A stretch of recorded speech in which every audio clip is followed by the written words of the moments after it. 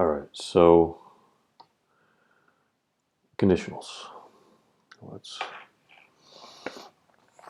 do that. So there are 4 of them. For some reason, they're called 0, 0, 3. Maybe that's why you remember that there were 3, because they're named 0 up to 3, and that makes 4. So what are they?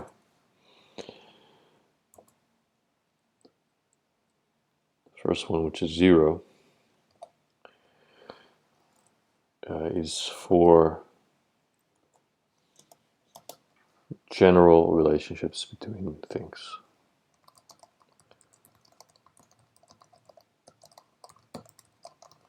And this is put in the form of this is if plus present simple, and then result in present simple. Okay, for all of these, it doesn't matter which one comes first, the result or the if. You can always put the if, the result, and then the if part, or the if part, then the result part. Maybe it depends on the sentence. Maybe some sentences wouldn't work, but in general, you can put. I think there are very few cases when that's not possible. It is impossible to do both ways. So, an example would be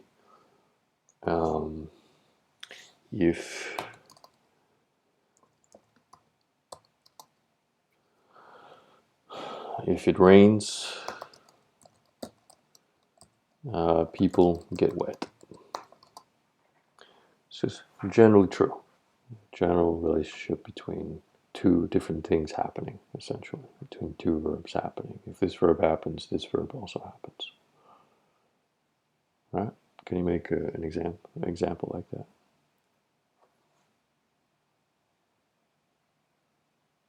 Can you make an example?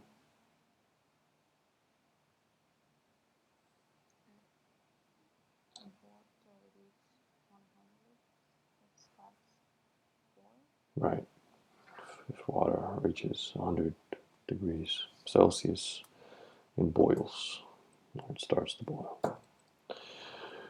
So that's the 0 conditional. First, it's pretty easy, I think.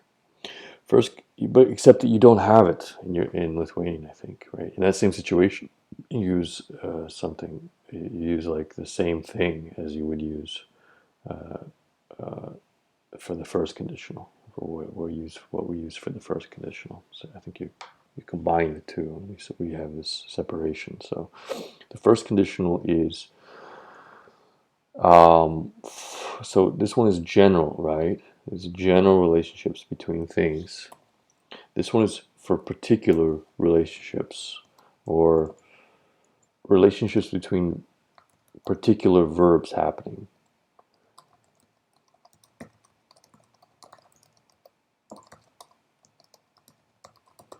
All right, and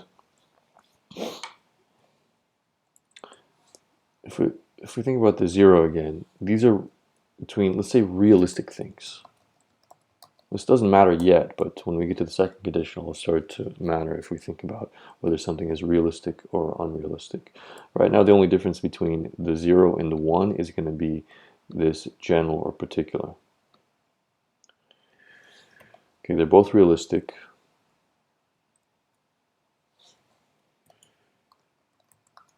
But between 0 and 1, one of these is realistic and one of these is, one of these is general and one of these is particular. So let's look at the form and then we'll see what I mean by actually particular. So if plus present simple, and the difference is here that it's going to be now future, usually with will.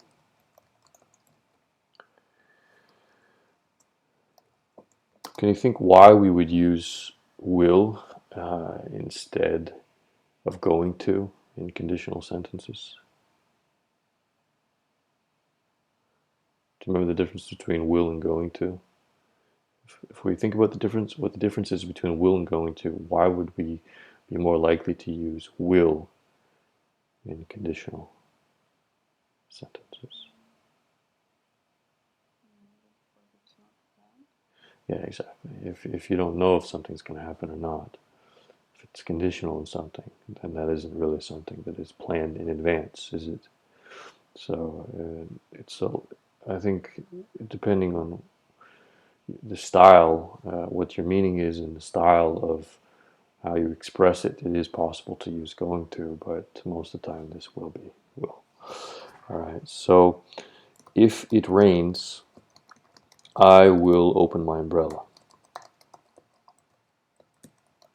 You say you aren't talking about in general. You like look, if we want to make this really similar, if it rains, people open their umbrellas.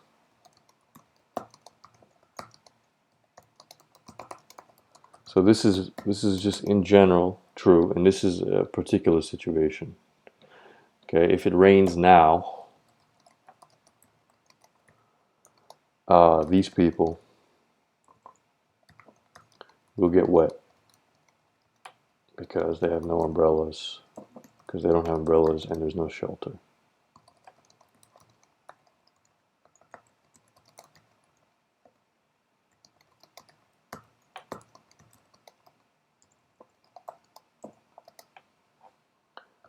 You see? So these ones general, and these ones are everything else the same. These are realistic situations, but these ones down here are particular situations.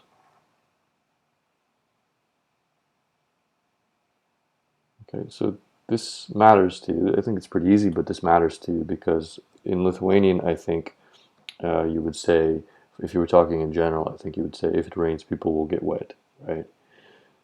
Or at least, actually, I mean, you don't say it in English, but you just have the same form for both the 0 and the 1, I think, right? Okay, so you want to understand this difference. All right, so second conditional, it starts getting a little bit more complex. Do you remember this at all? What second condition would be?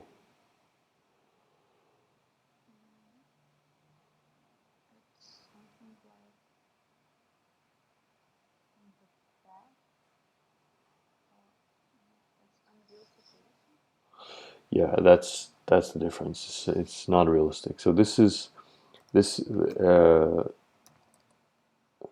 Let's use the same kinds of words here. Relationships between. It's still particular. Actually, no, that doesn't matter anymore. It doesn't matter if it's particular or not particular.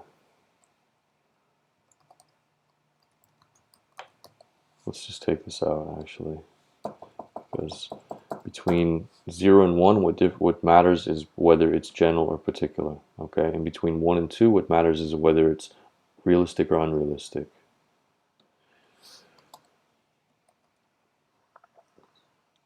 Between unrealistic or let's make it, let's say unrealistic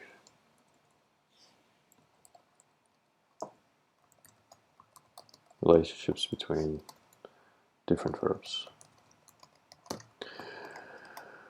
So, and the form is going to be if plus past simple, and it doesn't mean that it's.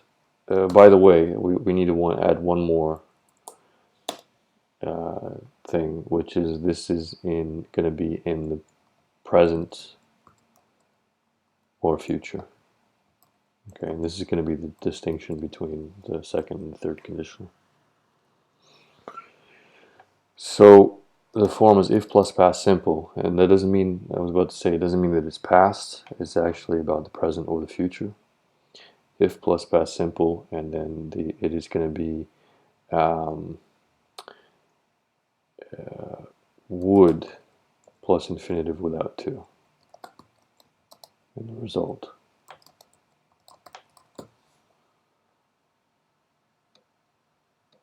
Which is essentially future in the past, which is a way that we use in English to talk about hypothetical situations.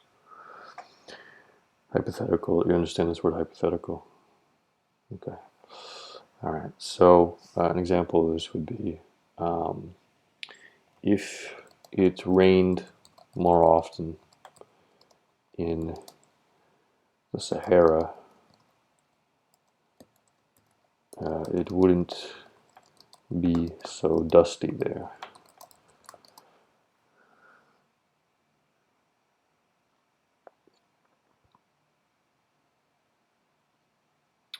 So you see, you can see that this is an unrealistic statement. We don't expect this to change anytime soon.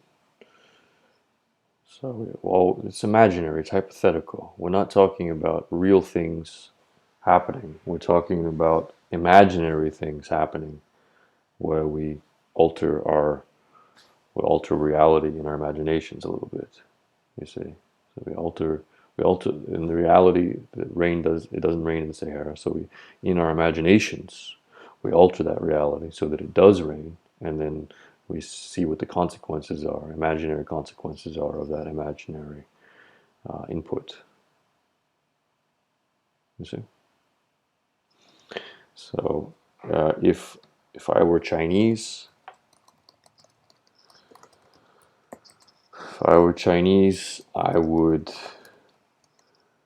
probably eat a lot of rice and noodles. Yeah. If I were Chinese, anyway, if I were Chinese, I would get a more what should I call it? I would buy more car insurance.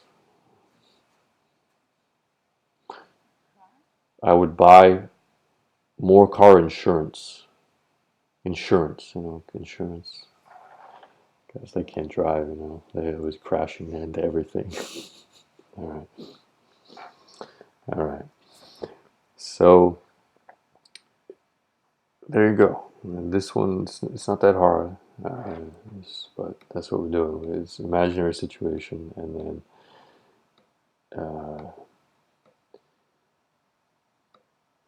one thing you'll notice, why do I use were here? All right. Why didn't I say was? Okay, so I think we mentioned the subjunctive when we were talking about modal verbs. There's this idea of the subjunctive with different applications, and this is another one of them. So with conditionals, you can use were for everybody. Even normally it should be I was and he was, but it can be I were and he were, he, she, it were. For conditional, but you don't have to do that. So you can just use was if that's more natural to you. It's what I recommend to most people is just don't bother with this were. It doesn't really make a big difference if you. I guess it's a little bit more fluent, like on the level if you're writing in English, you want to sound exactly like a native speaker, and then were for I and he, she, it is a little bit more fluent sounding, but it's not even.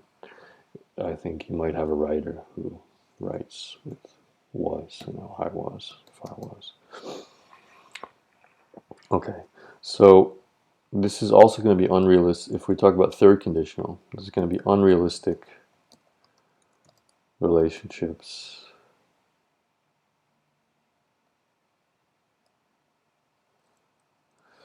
I guess maybe it's not the right way to say it.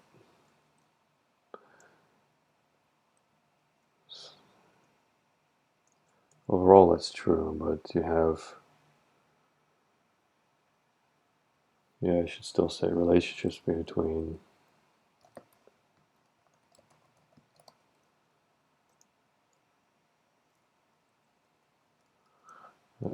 let's say imaginary. I think it's a better way. Imaginary relationships Because then you might think, well, the relationship itself is unrealistic, but that's not true. The rain and being not being dusty, um, that is a realistic relationship. Just one of the verbs, the verb happening itself is imaginary. Okay, so this is going to be also be an imaginary relationship between verbs, but for a little bit of different reason. It's going to be instead of in the present and future, this is going to be in the past.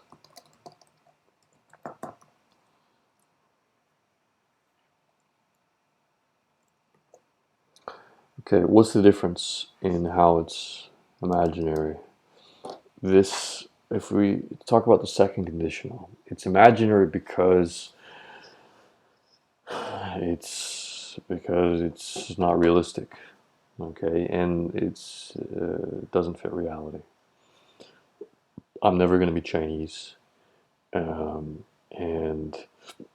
it's probably, I mean, yeah, maybe in a few million years it will rain more in the Sahara, right? But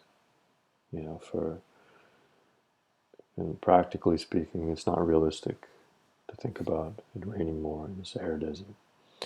All right, so these are not realistic, but in the past, in the third condition, when we're talking about the past, it's unrealistic because it didn't happen and it's in the past. It's in the past and it didn't happen, so that can't happen. The only way it can happen is if you have a time machine and go back in time and change it, right? So that's the only. It can be very realistic kind of situations. Like here, let's talk about the form first. If it's gonna be if plus past perfect. We'll talk in a minute about how we get these forms too, to help us understand. Then it's going to be would plus perfect, which is of course have plus third form of the verb. Okay, what is this? What do you think? Well, let's wait. Okay, let's stay on the meaning now. And we'll look at this form more closely and understand how we got this, also how we got this second conditional form. All right, so like I was saying, it can be a very realistic kind of situation, like it really could happen, but it just didn't happen. And because it didn't happen, there's no way that you can't go back in time. You can't change it. It didn't happen. That's finished. It's like it's done. You can't go back and change it. So in that way, it's unrealistic. It's imaginary because it didn't happen. You can only imagine if it did happen. You can't actually change it. So if I had brought my umbrella, I would have opened it when it started raining.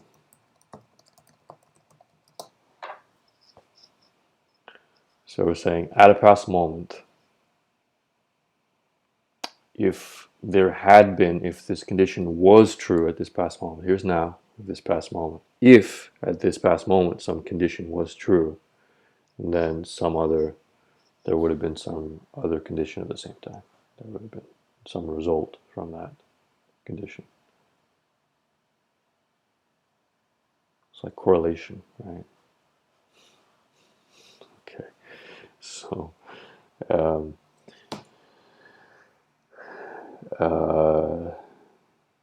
anyway, this I can give you another example. Like with a negative, if she hadn't lost her keys, she wouldn't have been late to the party. Okay, so if at that past moment that condition was true, then after that moment, or at the same time or after, then this other thing would have been.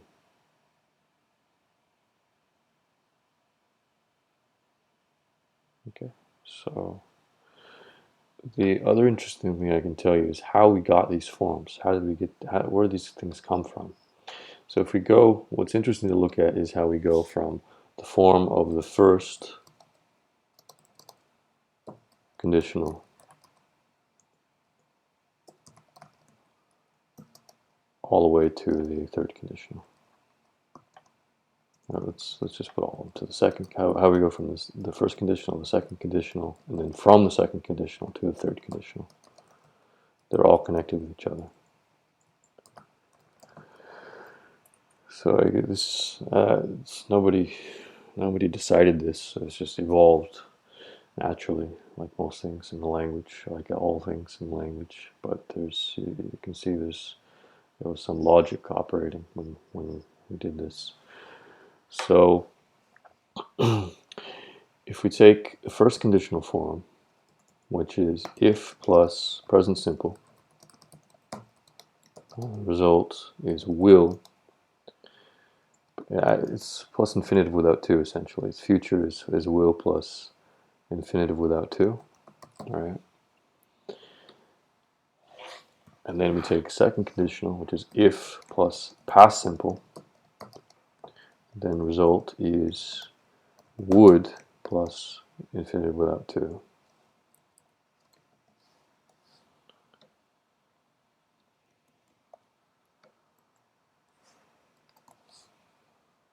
Just do this.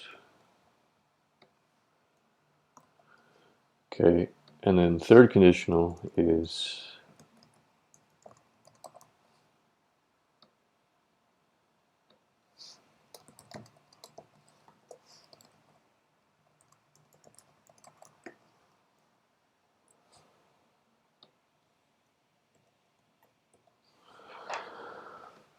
so. Do you see any connection between these three?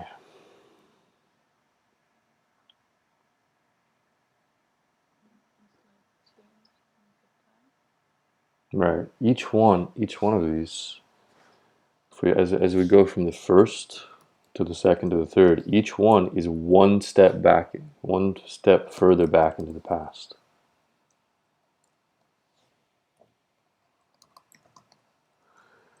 And for some reason, that's how we do it. I don't know. Maybe we can find some even deeper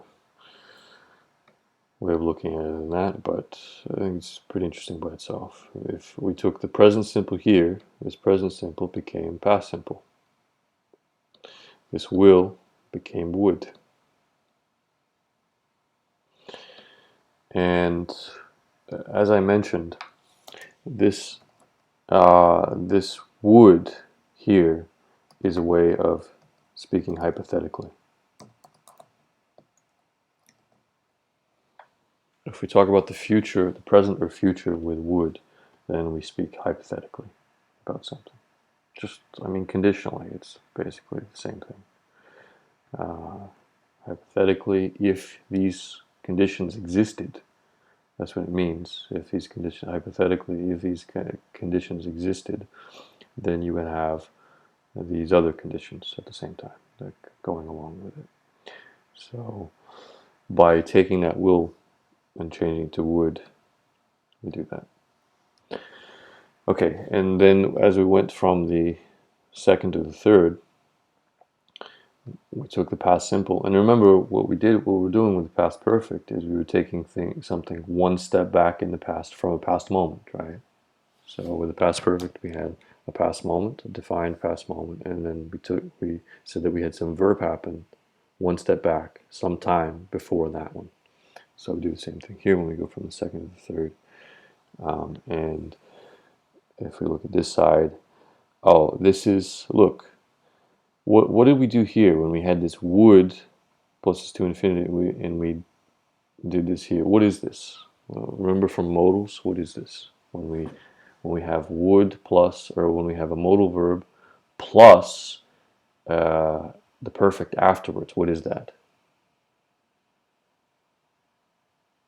Well, I didn't.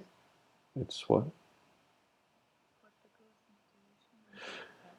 Yeah, sorry, I didn't ask the question in such a good way, but it's a past modal. Past modal, right? Remember, if we want to take a modal, we want to put it into the past. Like if I say it could rain or it could have rained, remember? If I wanted to take a modal in the present and put it in the past, then we use the perfect afterwards, remember, right? Yeah, so um, another example, that restaurant must, well, that's not this example. Um, why not? Okay, the restaurant is full. It must be good, right? Okay, so now it's the next day, and you're talking about it. You didn't go there; it was too full. You didn't go there, and but you're still talking about the events from last night. And you say that restaurant was full. It must have been good. Too bad we couldn't go there. All right, you took that must and I added perfect to the end of it. That restaurant must have been good to talk about that, to make a deduction instead of in the present, but in the past with that must to make that deduction in the past. So we're doing the same thing here. We're changing this would and we're changing it to would have. Okay. So that's pretty much everything I think that you need to understand about that. For you, the interesting things are this difference between 0 and 1. Make sure when you're using 0 that you actually use 0. When you're talking about something in general relationships between things, not particular situations, that you use the 0 form, not the first form. And then to practice this third one, because it's the more complex and difficult one.